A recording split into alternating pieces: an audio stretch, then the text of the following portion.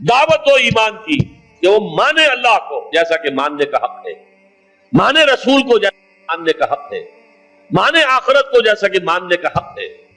یہ یقین والا ایمان حاصل ہو جائے. یہاں تھوڑا سا آپ کو شاید گمان یہ ہو کہ یہ تو ہمیں حاصل ہے، تو برا نہ مانیے. حقیقت کیا ہے کہ ہمیں یقین والا ایمان حاصل نہیں ہے، اقرار باللسان والا ایمان حاصل ہے. ایمان مجمل کی تعریف آپ نے یاد کی ہوگی بچپن میں. آمنت باللہ کما ہوا باسمائہ وصفاتہ وقبلت جمیع احکامہ اقرار باللسان وتصدیق بالقلب. اقرار باللسان سے ایک آدمی مسلمان بن جاتا ہے، تصدیق بالقلب سے مومن بنتا ہے. جب دل میں یقین بن جائے، اگر ہم اپنے گریبانوں میں جھانکیں وہ یقین نہیں ہے. کیا یقین ہے یہ قرآن اللہ کی کتاب ہے؟ اگر یقین ہوتا تو ہم اسے بے اعتنائی برتتے، اسے سمجھنے کے لیے عربی زبان نہ سیکھتے، اس کو دن اور رات کے اوقات میں تلاوت نہ کرتے، اس کے گہرائیوں کے اندر غوطہ زنی نہ کرتے. یقین اگر ہوتا، یقین نہیں ہے. یقین پیدا کرے ناداں یقین سے ہاتھ آتی ہے، وہ درویشی کے جس کے سامنے جھکتی ہے فقوری. یقین بہت بڑی شے ہے، بہت بڑی شے ہے، بہت بڑی شے ہے، لیکن یہ کہ اس کو پیدا کرنا پڑتا ہے. اور اس کا بمبا اور سرچشمہ یہ قرآن مجید.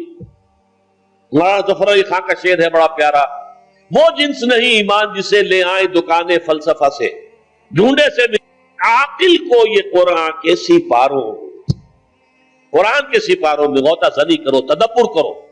افلا یتدبرون القرآن ام علی قلوب اقفالھا، تو دل میں یقین پیدا ہو. اچھا، اس یقین کی علامت کیا ہوگی کہ یقین پیدا ہو گیا ہے؟ یقین کی علامت عمل. شریعت کے جس حصے پر آپ عمل کر سکتے ہیں، چاہے مشکل ہو، تکلیف آئے، فاقہ آ جائے، لیکن کر سکتے ہیں، اس پر عمل لازم ہے کرنا. وہ حصہ کہ جس پر آپ نہیں کر سکتے، میں یا آپ چور کا ہاتھ نہیں کاٹ سکتے جب تک کہ نظام نہ بدلے، قانون نہ بدلے. میں یا آپ یا ہم سب مل کر بھی یہاں کسی زانی کو رجم نہیں کر سکتے جب تک کہ قانون نہ بنے اور عدالتی نظام کے تحت جو ہے اس کا فیصلہ نہ ہو.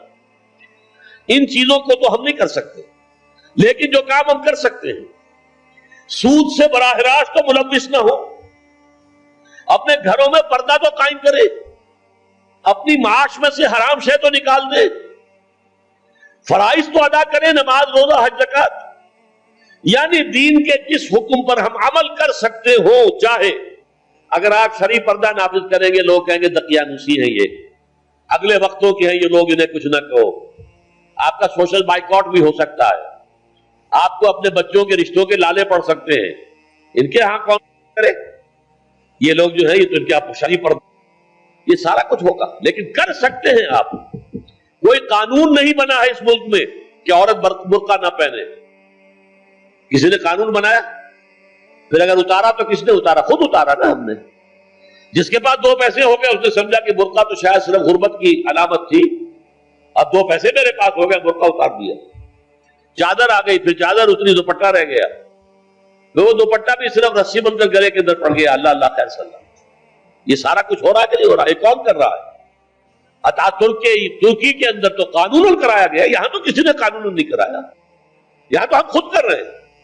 تو پہلا مرحلہ جو ہے ایمان یقین والا، اس کا ثبوت یہ ہوگا کہ شریعت کے جن احکام پر عمل کیا جا سکتا ہے ان پر لازماً کیا جائے. اگر یہ بھی نہیں ہے تو گھر بیٹھیے، پھر اسلام کا نام نہ لیجئے، اسلام کے غلبے کی جد و جہد کا دعویٰ نہ کیجئے، اسلام کو بدنام نہ کیجئے. اس لیے کہ اگر اپنی ذاتی عمل کیے بغیر آپ یہ کریں گے تو آپ اسلام کو بدنام کریں.